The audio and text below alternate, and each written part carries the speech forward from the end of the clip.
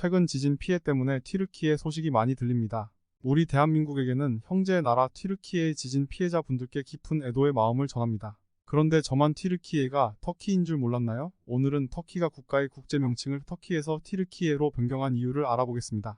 튀르키예의 국호 변경 뒤에 숨겨진 역사와 문화, 그리고 국가의 가치에 미치는 영향까지 있다니 놀랍지 않나요? 자, 그럼 시작하겠습니다.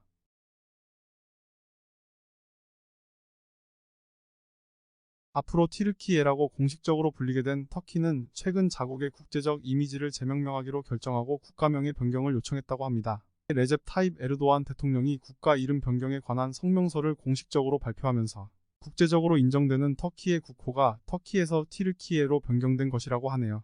그래서 한국의 기사에서도 튀르키예라는 생소한 이름으로 불리게 된 것입니다.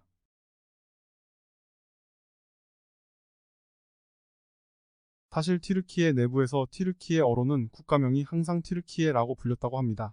이 튀르키예라는 이름은 1923년 서방 열강의 점령으로부터 터키가 독립을 선언한 후부터 채택되어 계속 사용되고 있었다고 합니다. 또한 우리가 잘 알다시피 터키라는 용어가 크리스마스나 추수감사절, 만찬에 먹는 칠면조 요리의 이름과 발음이 비슷해 매우 헷갈리기도 하는데요. 이 용어 때문에도 사실 문제가 되었다고 해요.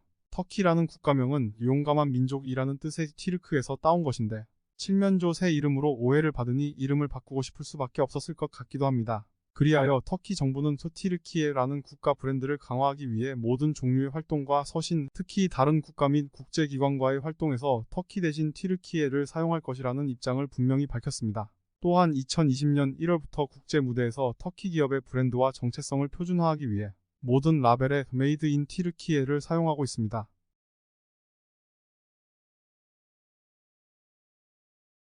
이렇게 공식적으로 국가명을 바꾸는 것이 일종의 국가 브랜딩으로 여겨지기도 합니다. 이러한 국가 브랜딩 사업은 국가에 대한 보다 긍정적인 이미지를 제시하기 위해서 혹은 정치적 이유로 종종 발생하고 있는데요. 실제로 최근 몇 년 동안 국가 홍보 및 정치적 이유로 국호를 바꾼 나라는 터키만이 아닙니다. 실내를 살펴보면 네덜란드는 홀란드라고도 불려서 가끔 혼동을 야기했었는데요. 이러한 문제를 해결하기 위해 할런드라는 이름을 삭제하게 됩니다. 마케도니아는 그리스와의 정치적 분쟁으로 인해 이름을 북마케도니아로 변경했으며 1935년 이란은 페르시아에서 국호를 바꿨습니다. 이란이라는 이름은 페르시아어로 페르시아인을 의미한다고 하는데요. 이란은 외부에서 붙여진 것처럼 보이는 페르시아라는 이름이 아니라 현지에서 사용되는 이란이라는 이름으로 불려야 한다고 판단하고 결정을 내렸다고 하네요. 이뿐만 아니라 수십 년 동안 무려 11개 국가가 이름을 변경하거나 수정했다고 하니 놀라운 사실입니다.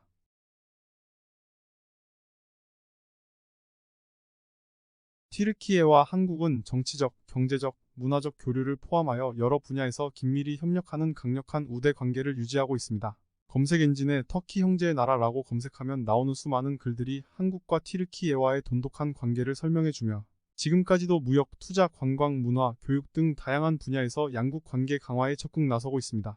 저 역시 개인적으로 많은 튀르키예인 친구들이 있으며 튀르키예의 문화를 존중하고 한국과의 많은 유사점을 느낄 때마다 더욱 친밀감을 느낍니다.